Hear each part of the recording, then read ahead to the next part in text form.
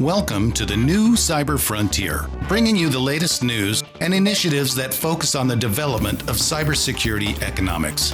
You don't have to be a computer or cybersecurity expert to get plugged in. Your host brings it straightforward, asks the tough questions, and brings the cyber world to a level of understanding for everyone. You can find us on the web at www.newcyberfrontier.com. Now join our host as he introduces the topic for today's new cyber frontier.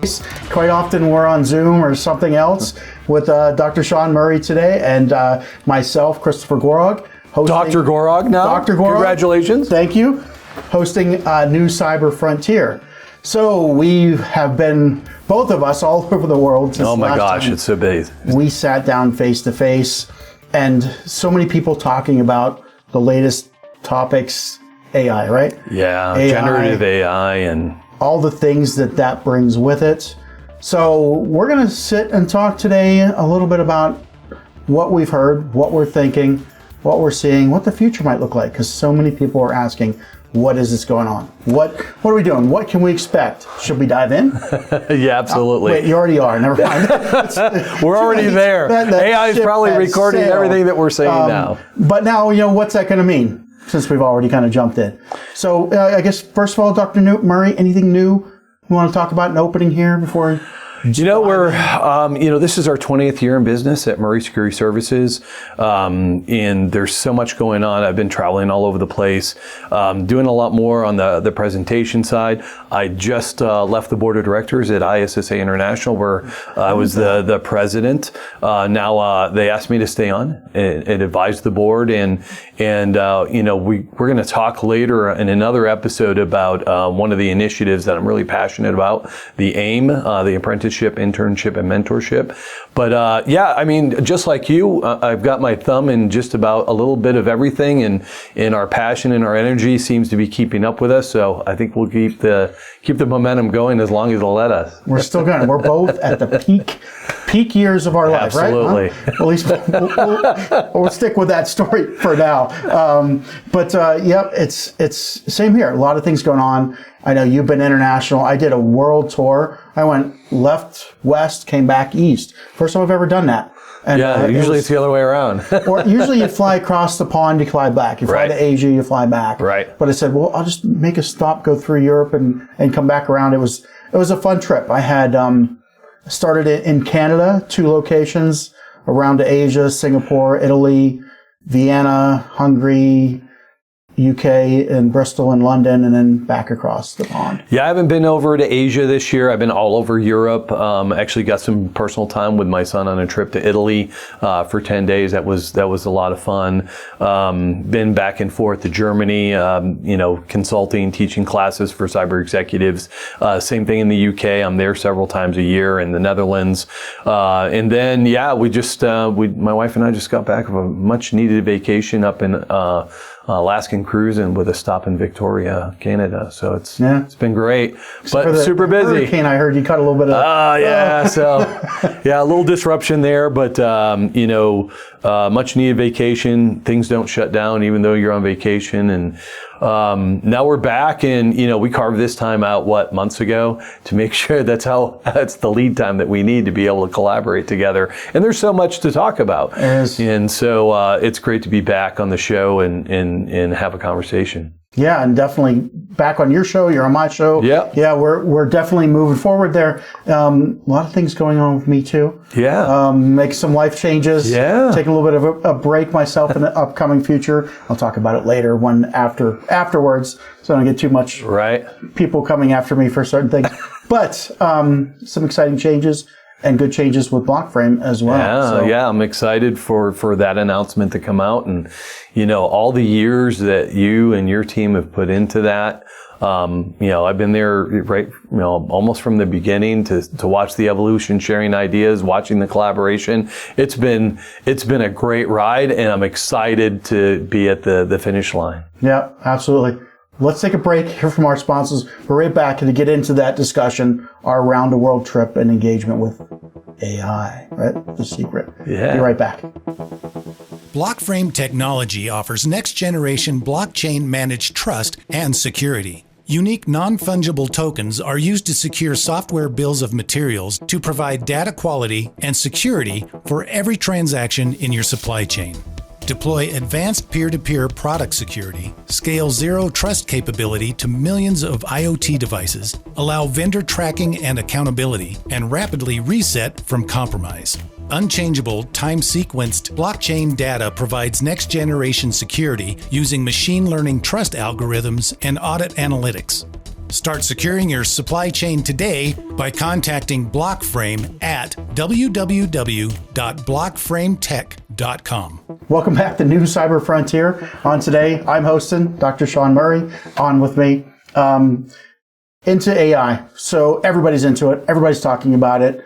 The search results, the publication results went so high with AI that they blew everything else out of the water. Yeah. All the past stats, we looked at that with IEEE and the Industry Advisory Board, and they had a hard time without normalizing the lines to say, well, what is the growth in some of the underlying technologies? Because AI has a 10,000 this year, right, and the other ones have 100, and that looks like a straight line at the bottom of the stats.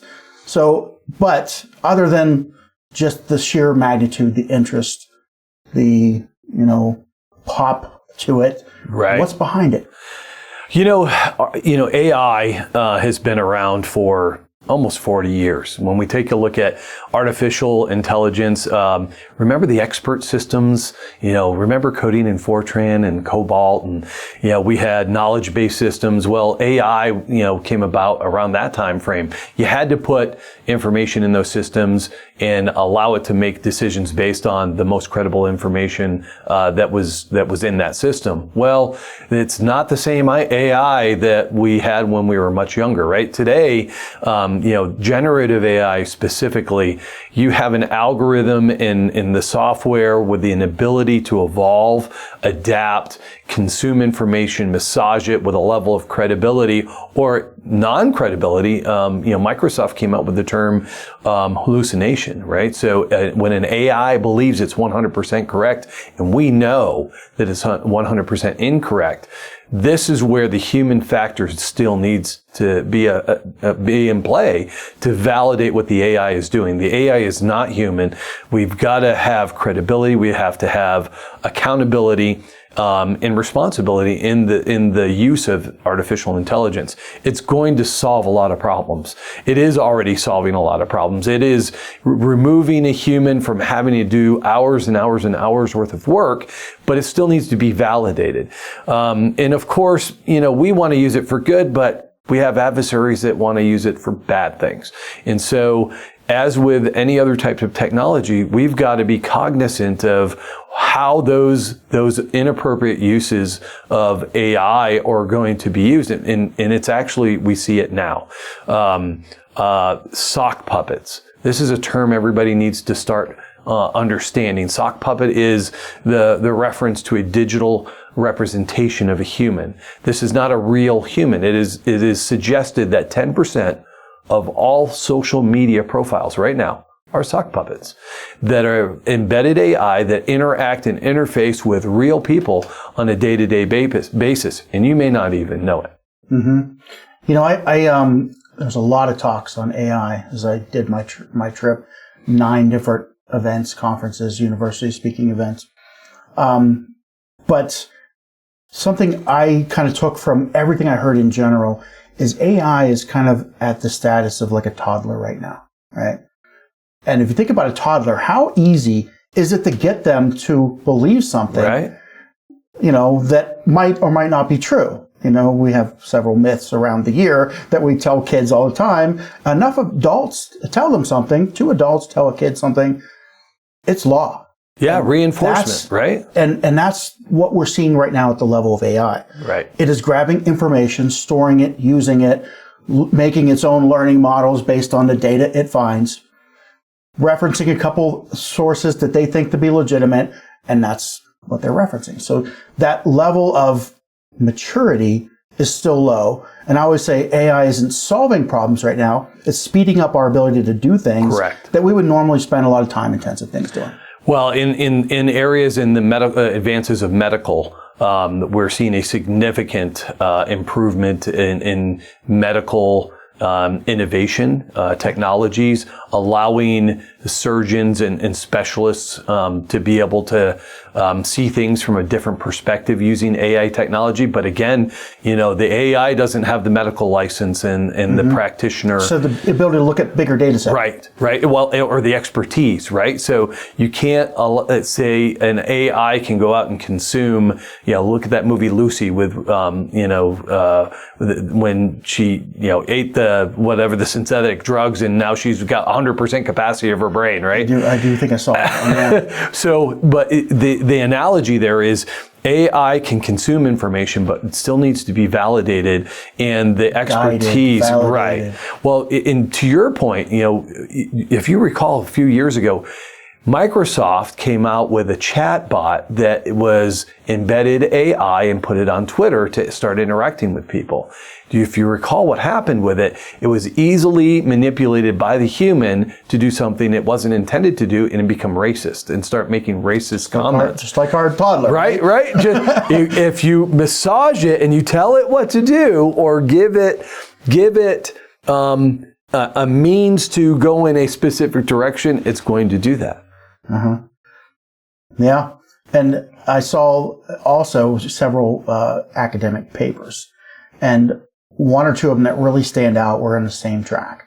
And I guess, first of all, I'd step back and say 80+% of the research, of the work, wasn't trying to use AI for good things. Right. It was trying to break it, trying to find out its boundaries, right, trying to find out how it can be falsified. And there was some good falsifications. And basically, in general, take ChatGPT, ask it a question and say reference 2 links that you've put up. And they use the example of a Wikipedia page and a Reddit post that they had made that were entirely false, that said the same thing. Yep. And they said, reference these links in a search for this person's name. And those links both said this person and then put a bad, nasty word after them, a phrase. And AI picked that up globally, and anybody that asked their name put their name and those 2 words after it. Yeah. Instantly. Crazy, right? So they basically proved, and you'll see this in marketing going forward, people can do this right now. Right. I just gave you a way to hack AI right now. Just give it some legitimate references, just like you would a toddler, and it's going to believe it and start stating that in public. Well, we have 2 instances, one here in Colorado and one at the national level, where a lazy lawyer went to court, and when lawyers are arguing over a case, whether it be civil or criminal, they usually cite law and precedents, the law and how it's been ruled previously. And so this lazy lawyer used a ChatGPT to find several levels of precedents to present to the judge in favor of his client. And the judge looked at all of them and said, I'm not familiar with any of these previous decisions that were ever ruled. In fact, I'm going to call a recess and I'm going to research these because I'm not familiar with them. It came back and they were all false. He admitted using ChatGPT, and here you have a licensed lawyer not doing his job, allowing technology, to create false information that could have had an impact on a person or their lives. Another instance, earlier this year, I was invited to New York City to present an AI for another panel that I was on, and the participants included an engineer from IBM and another engineer from telecom, T-Mobile and Deutsche Telekom. And after the panel, the guy from Deutsche Telekom was telling me about his son. He got called into the office because his son had used ChatGPT to write his term paper. And he wrote his term paper on his love of cars. And so the first couple pages of the 8-page report were exactly what you would expect, if he had written it himself. But the context of love associated with an inanimate object was also incorporated later into where there were relationships that we would kind of frown upon and wouldn't expect between a car and the student that he didn't validate. He just read the first 2 pages of the paper and turned it in. He didn't read the rest of it, thought this was great. And so now he had to validate why he was having inappropriate relations. Well, so again, back to your point on, it's a toddler. You've got to feed it right information. You've got to validate that information. And then the results. Because if you're making decisions, if you're a doctor or if you're a lawyer or you're a cop or you're in another field that has an impact on a serious decision, whether it be governance, legal, somebody's, healthcare, a decision you're going to make on somebody else, that needs to be still vetted by a human. Yeah. That's the accountability. Let's take a break here from our sponsors, but we're going to talk about that and what we might see, misinformation, deepfakes, things that we're all going to have to start realizing are now going to be regular. They're already a problem, yeah. We'll be right back after we hear from our sponsors. Blockframe Technology offers next-generation blockchain-managed trust and security. Unique non-fungible tokens are used to secure software bills of materials to provide data quality and security for every transaction in your supply chain. Deploy advanced peer-to-peer product security, scale zero trust capability to millions of IoT devices, allow vendor tracking and accountability, and rapidly reset from compromise. Unchangeable, time-sequenced blockchain data provides next-generation security using machine learning trust algorithms and audit analytics. Start securing your supply chain today by contacting Blockframe at www.blockframetech.com. Welcome back to New Cyber Frontier on today with Dr. Shawn Murray, talking about a lively conversation about AI and our sampling around the globe of everybody's interest, everybody's excitement, and the things that are byproducts that are still few and far between, but that we'll see recommendation or my thoughts. We'll see more and more. Yeah, as AI evolves, we're going to need to put some type of rigor. I talked about accountability, responsible use, ethical use of AI. Some of the initiatives that the Blockframe, the technologies, the patents that you've got are going to provide some of those integrity and attestation that when you're looking at a social media profile, that kind of technology, you're going to see that in the next few years, right? Incorporated to say, hey, the person I am interacting with is a real person, not a sock puppet. And the stuff that's posted represents them personally. They approved that it's live. Well, and think of the content you consume, right? Yeah. So a lot of the things that I consume are on my mobile device. I read Apple News. I subscribe to, so I get Wall Street Journal and all the other periodicals as well. So when something of interest, catches my eye. But, when you're on social media, when you're on other channels or you're consuming stuff that you haven't validated, now you're thinking to yourself, is this real? Is this real information or is this sketch, right? And so we see these in disinformation, misinformation, malinformation, so information disorder. That concept has been around for over 1,000 years, right? Information disorder. We used to call it propaganda. We call it conning. Well, that's the whole idea, right? We want to persuade you in an opinion or a theory so that you either take action or the mindset is to follow along with others to gain enough momentum that you're going to be a force to be reckoned with, whether it's real or not, right? And so information disorder, AI, creating information that's being manipulated by a human to present. We see it in the elections, the last couple of elections. We've seen it overseas when you talk about people like Putin and what's going on between Palestine and Israel, what's going on in Ukraine and Russia, other issues, political things that we see.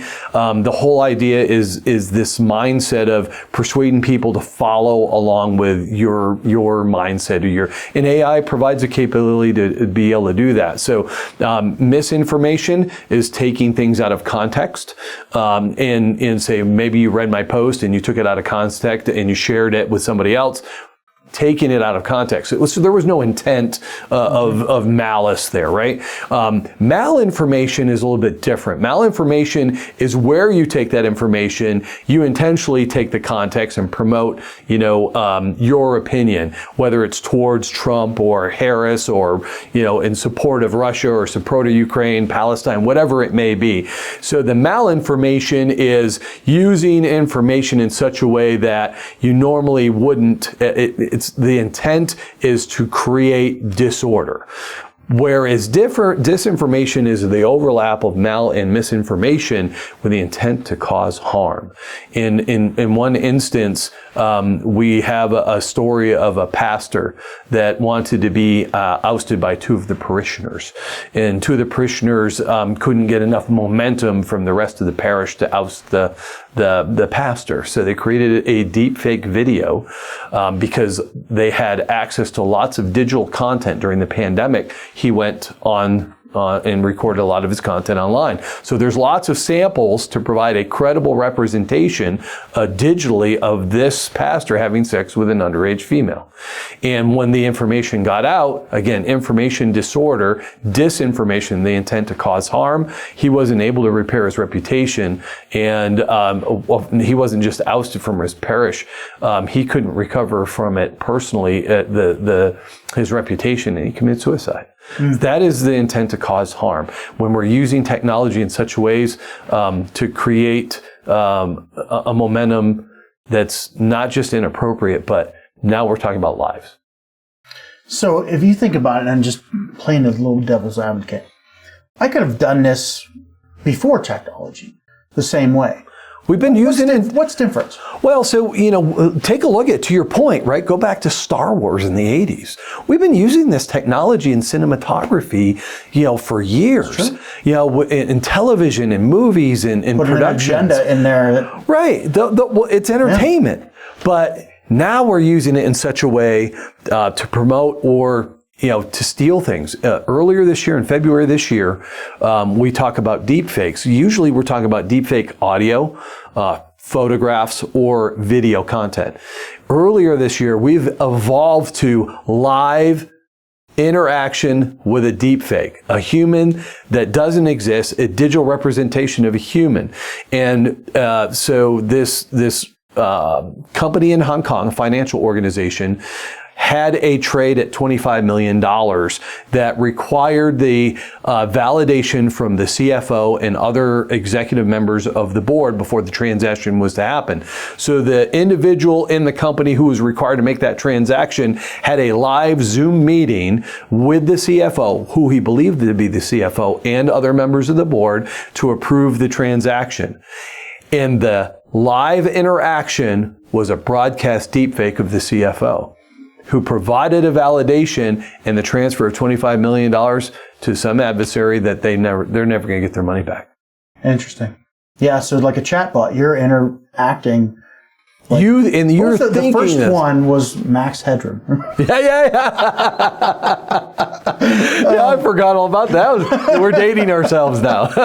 Yes, we are. No, I just saw that on one of somebody's YouTube channels. It must have been a while ago. He used to be all over. Yeah, I definitely saw that when it was live, but yeah, that is real now. Yeah, and so when you're looking at not just a deep fake picture, a deep fake audio, deep fake video of someone, it's very concerning. Now we have to apply some type of integrity to the content, to that media, to say that this is real, valid media. This is, you can't just take whatever you're seeing now as verbatim. We saw it with Nancy Pelosi a couple years ago. Mm-hmm. It looked like she was intoxicated having a conversation on camera. And in this instance, it wasn't a deep fake. What they did was they just slowed down the audio. And so that's that is not disinformation, but that is malinformation. So that is presenting context that's inappropriate to sway opinions, right? Oh, look at her, she's ridiculous. She shouldn't even be in office, So right? to like a reputation. Yeah, absolutely. Slander almost. Yeah. And so these are the things that we're looking at. Now, when you take AI and you take deepfake, sock puppets, and you take information disorder, any of the three, and you combine those, you have a recipe for information warfare. And you have a means to be able to distribute it without validation. And that's the scary part. I hear this scary, and then I remember when, Twitter coming out with 140 characters, and they're streaming now faster than you could read them, right? You can't absorb it all.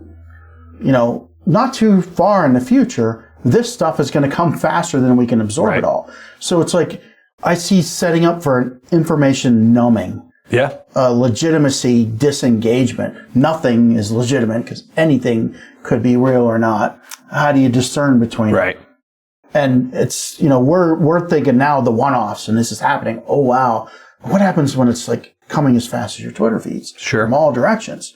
Which one do I believe? Which one do I not? I just quit engaging with anything. What's the step to go past that? Or what do you recommend? I mean, well, it's kind of the stuff you've been growing over the last 10 years with Blockframe.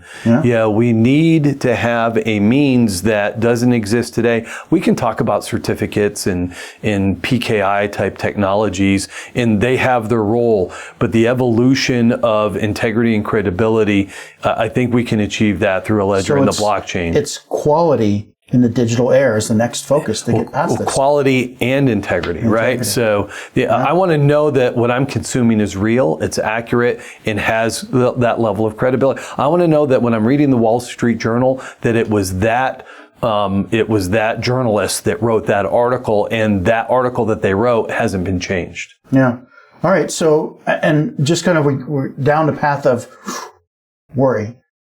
What do you see positive used for security for AI? Where do you see that positive application? Well, it goes right back to the ability to move quickly. When we fine-tune the AI to be able to do what we intend it to do, look at some of the technologies that we have now on the cyber defense side on our networks, right? So you're talking about heuristic systems. Those next-gen firewalls are so much more advanced than we've ever. Let's analyze to preempt the problem coming. Right. I like that, because that's an area that I was going to bring up, and we've been focusing on too, is, using AI as a quick thinking to say, we have trends that have happened in the past, and we have something hitting one of those trends right now. Right. That tells us that, hey, things that have had this happen are a problem. But now we have a million of those that could potentially be happening. We can use AI as a faster way to absorb them, to warn us that this is coming down the pipe. This might be a problem in the future. You might have to look at it, and potentially moving the decision making of our combating cyber before the incident.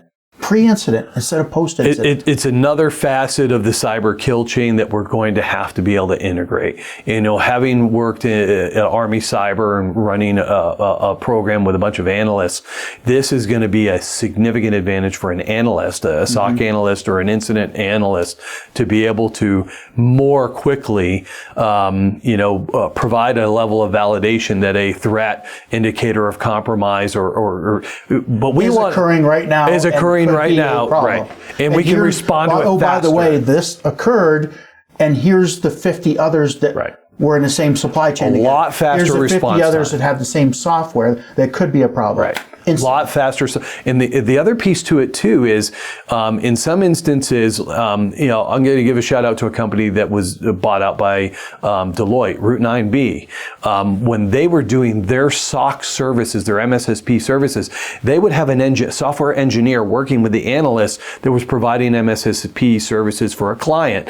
And if a threat actor came in and exploited, some homegrown software, the software analyst had the ability to rewrite software or patch or something to stop it in its tracks. If AI can do that, or has the ability to do that a lot faster than, say the human can do that, that's going to provide a significant advantage. Yeah. And where we see adding the credibility piece to that is having the AI checked by the human. And you've seen this on movies for a while. It's like the AI recommends the military officer to do something. Right. But it can't make the decision. The human has to put their thumb and push the biometric to go past that.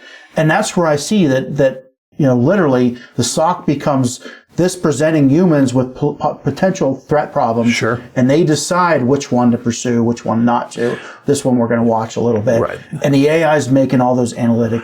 Right. And the incident commander is using all the resources in order to make the best decisions in real time. We go back to our military careers. As a commander, as a senior NCO, you have to use the people that are on the ground, those people advising you. You're not in the trenches. You're relying on those that are in the trenches so you can make the best decision to execute. And so now we're going to rely on, I see us proactively relying on AI once it's fine-tuned with a level of integrity that the decision still has to be made by the human. I agree. And I think this is a great way to end on a positive note. Yeah. Really, there's some big things coming. We're excited about what AI is going to help us solve, and I think the pervasiveness of technology is going to be exponential over the next 10 to 15 years. All right.